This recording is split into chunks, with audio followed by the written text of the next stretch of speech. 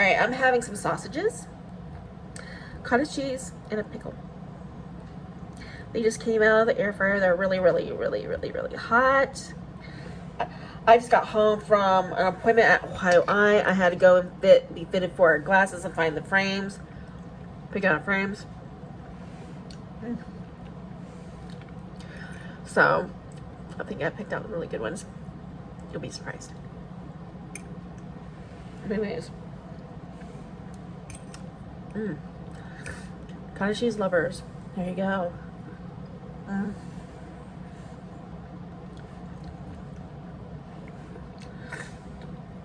Chicken sausage with mustard.